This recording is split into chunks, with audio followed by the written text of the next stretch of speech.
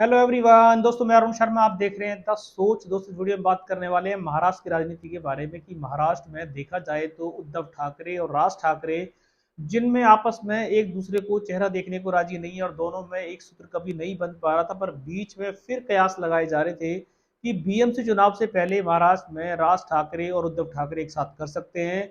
पर दोबारा से नया अपडेट है कि दोनों में फिर कंफ्यूजन हो गया। अब दोनों एक सोच रहे हैं कि अगर शामिल होते हैं तो क्या दोनों की पार्टी में कोई फायदा होगा। दोस्तों, अगर आप चैनल पहली बार हैं, जुड़ सकते हैं सारी वीडियो को देखने के लिए। बात करते हैं राज ठाकरे के बारे में, जो महाराष्ट्र में विवादों में सबसे चर्चित चेहरा है और सबके बारे में उल्ट सुल्ट बयान देते रहते हैं। यहाँ तक कि महाराष्ट्र विधानसभा में सूत्रा साफ करा के बैठ गए। एक पार्टी, पूरी बड़ी पार्टी में से एक सीट तक नहीं आई। अब बीएमसी चुनाव के लिए देखा जाए तो उन्होंने बहुत सारी हुंकारें भरी है। बीजेपी को खदेड़ने के लिए उन्होंने बहुत सारी बातें कही हैं। मोदी सरकार को उन्होंने ढोंगी सरकार बहुत सारे शब्द कहे हैं। अब देखा जाए तो बीएमसी चुनाव में कैसे वो बाजी मारेंगे, इसके बारे में उन्होंने देखा जाए तो राज ठाकरे ने अपने परिवार से उद्धव ठाकरे जो बीएमसी चुनाव में इस बार बीजेपी को टक्कर देने के लिए सोच रहे हैं, पर दोनों में बीच में एक सियासी मुलाकात हुई। उस मुलाकात में देखा जाए तो दोनों के रंग ढंग मिलते नजर आ रहे थे, जो कभी एक साथ बैठते नहीं थे।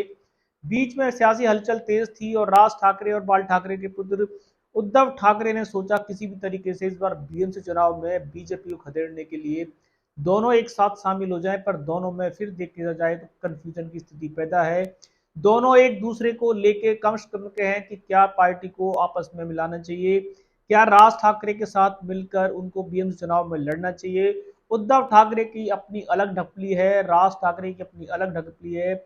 सियासी हलचल से ये कयास लगाए जा रहे थे कि दोनों आ सकते हैं, पर अब दोबारा से नया सूत्र होकर इस खबर है कि किसी भी सूरत में दोनों के विचार नहीं मिल रहे हैं और राज ठाकरे अपने बड़बोलेपन के चलते दोबारा सूत्र साफ करा लेंगे, पर वो चाहते नहीं है कि राज ठाकरे उद्धव ठाकरे से समझौता करें।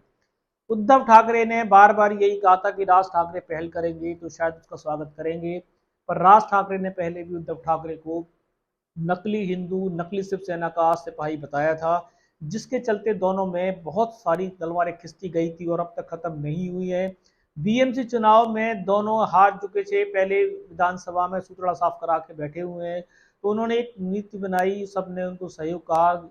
राज ठाकरे को एक तरीके से परिवारजनों ने समझाने की कोशिश की कि आप उद्धव ठाकरे का साथ दो और किसी भी सूरत में बीएमसी चुनाव में बीजेपी को घेरो।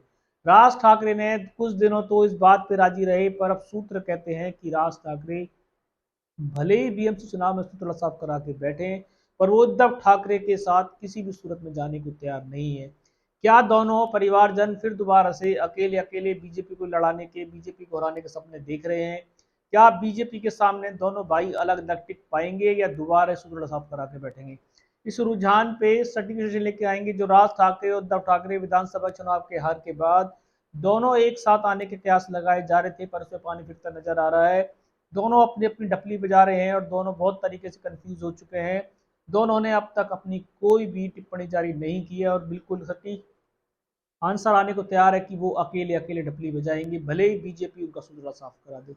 कोई भी अपडेट होगा समय से पहले बताएंगे। अगर आप चैनल पर नहीं जुड़े हैं, जुड़ सकते हैं। आने वाली मैं अरुण शर्मा मिलूंगा नई सोच के साथ। अपना ध्यान रखें। नमस्कार।